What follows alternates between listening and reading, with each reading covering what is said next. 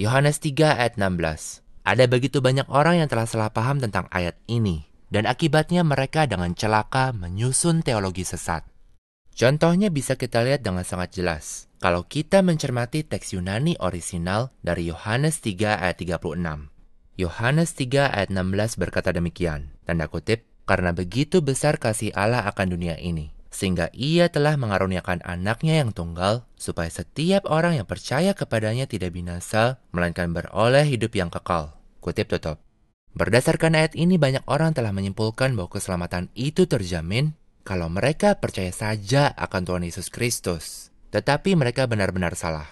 Karena ada tertuang dengan amat jelas dalam banyak ayat perjanjian baru, serta dalam konteks Yohanes bab 3 sendiri, bahwa percaya akan Yesus sehingga beroleh keselamatan, berarti mencakup dan mewajibkan mengikut Yesus, serta melakukan firman-Nya. Tidak cukup percaya saja akan Dia. Kenyataan ini terbukti kalau Yohanes 3 ayat 36 diterjemahkan dengan tepat. Ini hanya beberapa ayat saja setelah Yohanes 3 ayat 16. Ingat ya, ketika Alkitab dahulu ditulis, tidak ada pembagian dalam bentuk bab dan ayat. Baru beberapa abad kemudianlah ditambahkan bab dan ayatnya. Setiap kitab dalam Alkitab ditulis sebagai satu keseluruhan yang tidak terbagi-bagi. Jadi, yang kita baca dalam Yohanes 3 ayat 36 itu adalah bagian dari karya tulis yang sama, yang memuat Yohanes 3 ayat 16 beberapa baris saja setelah ayat ini.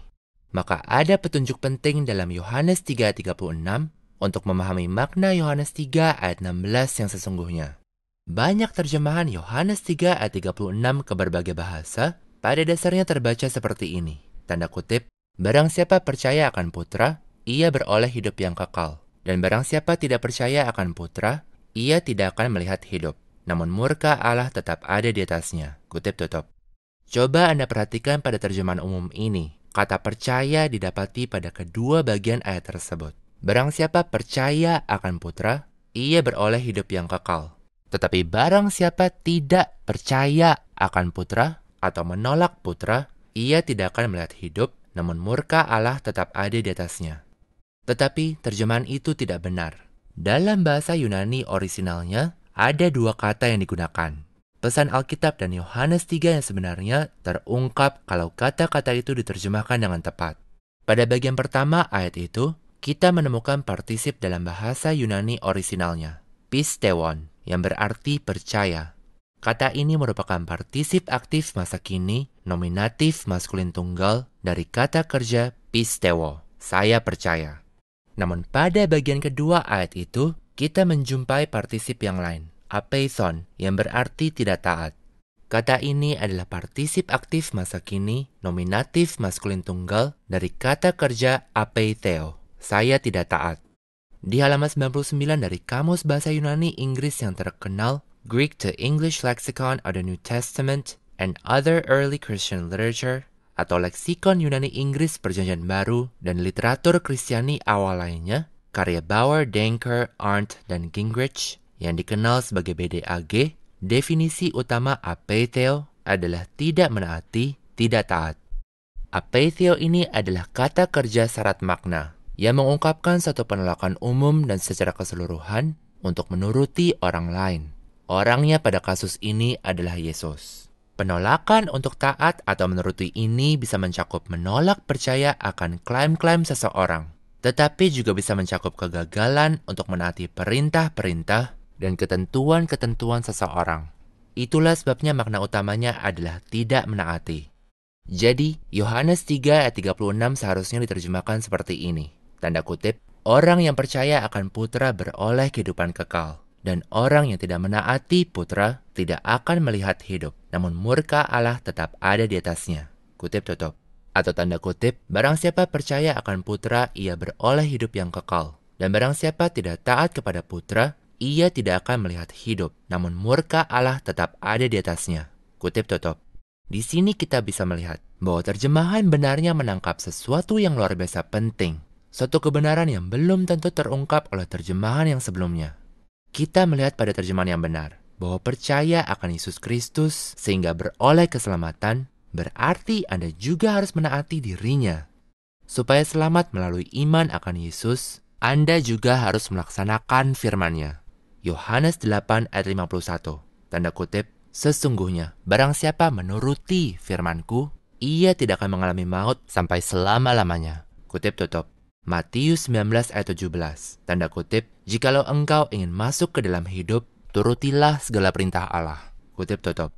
Orang yang tidak taat kepada Putra tidak akan melihat hidup, namun murka Allah tetap ada di atasnya.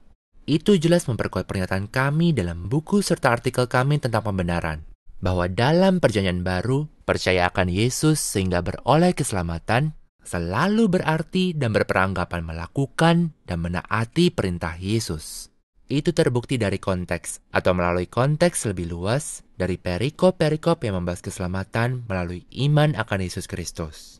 Terjemahan tepat Yohanes 3 ayat 36 menerangkan makna Yohanes 3 ayat 16 yang sesungguhnya, dan sama sekali menentang teologi-teologi sesat yang membeludak, yaitu sola fide, keselamatan hanya karena iman, dan yang disebut-sebut sekali selamat tetap selamat. Sebabnya ini adalah apeithon, tidak taat kepada Putra, yang mengakibatkan orang menjadi terkutuk, tidak bisa dibatasi hanya kepada penolakan untuk percaya akan Yesus atau klaim-klaimnya saja.